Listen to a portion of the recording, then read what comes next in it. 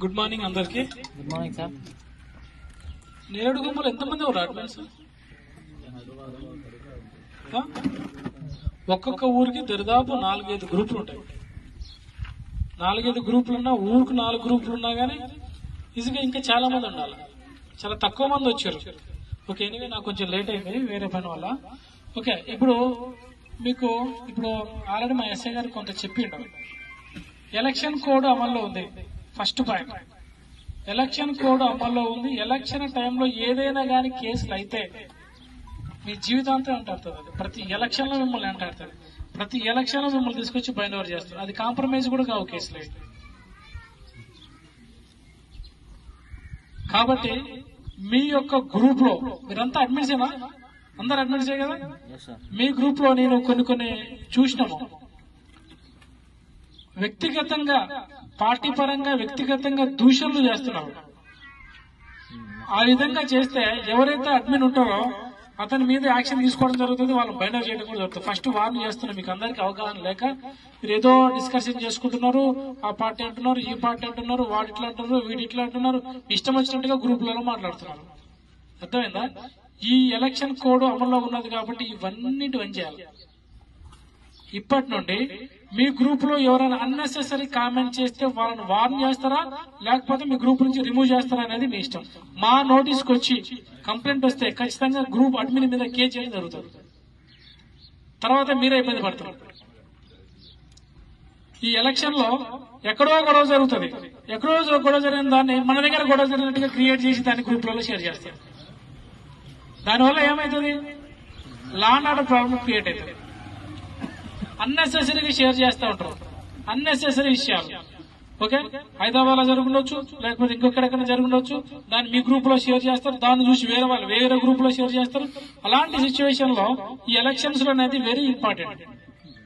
వేరే దగ్గర EVM box ఇట్లా తీసుకుపోయే దాన్ని ఫోటో కొట్టి పెడతారు.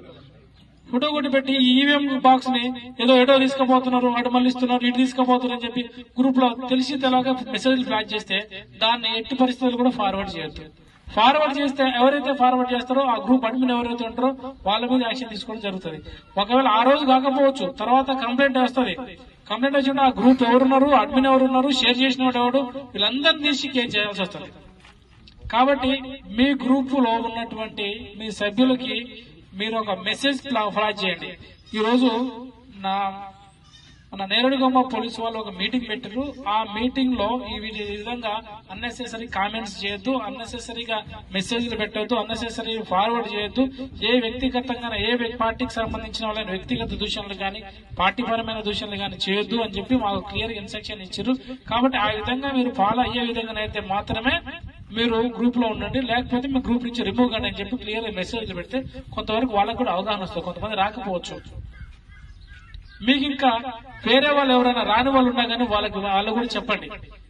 ఓకే, ఈ విధంగా మీటింగ్ పెట్టారు కాబట్టి మీ గ్రూప్ లో కూడా ఇలాంటి అంటే పార్టీకి సంబంధించినవి కావచ్చు, లేకపోతే వ్యక్తిగతంగా సంబంధించినవి కావచ్చు, రాజకీయంగా సంబంధించినవి కావచ్చు, లేకపోతే లా అండ్ ఆర్డర్ ప్రాబ్లం అయ్యేటటువంటి ఎలాంటి ఇష్యూస్ అయినా కానీ గ్రూప్ లో ఫార్వర్డ్ చేయకుండా వాళ్ళకి మీరు ముందే ఇంటిమేషన్ ఇస్తే అవి చేయకుండా ఉండటం జరుగుతుంది. అర్థమైందా? ఈ ఎలక్షన్ లో ఒకసారి కేసు అయితే తర్వాత మీ జీవితం మొత్తం మీ అంటాడుతుంది. తర్వాత మీ ప్రతి ఎలక్షన్ లో మిమ్మల్ని బయట చేయడం జరుగుతుంది. కాబట్టి 1-2 సార్లు వార్న్ చేస్తున్నాం, ఇప్పుడు అవగాహన చేస్తున్నాం. తర్వాత మీకేమైనా వినకుండా అదే విధంగా పరిస్థితుల్లో మెసేజ్లు పెడితే అవి మా దృష్టి కంపల్సరీ వస్తుంది. ప్రతి గ్రూప్ మీద నిఘా ఉంటుంది. మీరు ఎలాంటి మెసేజ్లు పెడుతున్నారు, ఈ ఎలక్షన్ కోడ్ లో ఎలాంటి మెసేజ్లు పెడుతున్నారు, ఎలాంటి మెసేజ్లు ఫార్వర్డ్ చేస్తున్నారు అనేది ప్రతి గ్రూప్ మీద నిఘా ఉంటుంది. అది డైరెక్ట్ గా అది ఐటీ కోరలు మానిటర్ చేస్తుంటారు. మీకు తెలవదు ఆ విషయం. అవి మాకు వస్తాయి. మళ్ళీ ఇంకో పలానా ఈ పెట్టిండు, పలానా ఈ పెట్టిండు, మాకు వస్తుంది. దాని మీద కేసు చేయాల్సి వస్తుంది. ఓకే, ఎలక్షన్స్ అప్పుడు కేసు చేసి అట్లా పెట్టినా కానీ తర్వాత ఎలక్షన్స్ అయిపోయిన తర్వాత పట్టుకొచ్చి రిమైండ్ చేస్తారు. కాబట్టి మీ ఊళ్ళో మీ గ్రూప్ లో ఉన్నటువంటి ప్రతి ఒక్కరికి అవగాహన ఏర్పాటు చేసి అందరికి కూడా అన్నెసెసరీ మెసేజ్లు పెట్టొద్దని వాళ్ళకి క్లియర్ గా చెప్పండి. చెప్పి వాళ్ళకి ఈ పార్టీకి సంబంధించిన ఇష్యూస్ గానీ చూస్తారు. ఏం చేస్తారు, మీ గ్రూప్ లో ఉన్న వాళ్ళు కూడా ఎలక్షన్స్ అయితే ఉంటుంది, ఆ ఫోటో కొట్టి పెడతాడు. గుంపు గ్యాదర్ అయితే ఫోటో కొట్టి పెడతాడు. జస్ట్ ఏం జరుగుతుందో తెలియదు. రేపు ఎలక్షన్స్ అప్పుడు గొడవ జరిగేది ఏం జరగదు. ఫోటో పెడతారు, ఇక్కడ గొడవ జరుగుతుందని పెట్టేస్తే అక్కడ అందరూ అలర్ట్ అయితే ఇబ్బంది పడతారు. లాండ్ ఆర్డర్ ప్రాబ్లం అయితే ఊరు అక్కడ గొడవ జరుగుతుందని చెప్పి అందరి గ్రూపులలో షేర్ అవుతారు. అక్కడ ఇష్యూ వేరుంటది, మీరు పంపించేటటువంటి మీరు వేరే చేసేటటువంటి ఇష్యూ వేరుంటది. కాబట్టి ఏ మెసేజ్ నైనా ఫార్వర్డ్ చేసేటప్పుడు ఆలోచించి ఫార్వర్డ్ చేయండి. అది వాస్తవమా కాదా, దీన్ని ఫార్వర్డ్ చేయడం వల్ల ఎవరికి నష్టం జరుగుతుంది, ఎవరికి ఉపయోగం ఉన్నదని ఆలోచించేయండి. ఏదో వాడెవడో పంపించింది కదా అని చెప్పి మీరు ఉత్తనే ఫార్వర్డ్ చేసేసిన ఒక గ్రూప్ లో తర్వాత మీరు ఇబ్బంది పడతారు. అన్నెసెసరీ మెసేజ్ ఎట్టి పరిస్థితులు కూడా ఫార్వర్డ్ చేయొద్దు. దాని గురించి తెలుసుకున్న తర్వాతనే అది జెన్యూన్ ఉన్నది, కొంతమందికి ఉపయోగపడతా అనుకున్నప్పుడు మాత్రమే వాటిని ఫార్వర్డ్ చేయాలి. కానీ వేరే వాడెవడో పెట్టి చేసిందని చెప్పి మీరు చేస్తే మీరు ఇబ్బంది పడతారు. ఓకే, ఈ యొక్క ఎలక్షన్ కోడ్ అమల్లో ఉన్నది కాబట్టి ప్రతి ఒక్కళ్ళు కూడా ఇలాంటి ఎవరు కూడా ఉల్లంఘించకుండా ఈ యొక్క మీ మండల్లో ఎలాంటి లాండ్ ఆర్డర్ ప్రాబ్లం కాకుండా మీ గ్రూప్ పరంగా మీ గ్రూప్ లో వచ్చేటువంటి మెసేజ్ల పరంగా మీరందరూ కూడా అలర్ట్గా ఉంటారని ఆశిస్తూ ముగిస్తున్నా. మీరెవరన్నా మాట్లాడేదంటే చెప్పండి. మీరెవరన్నా మాట్లాడండి.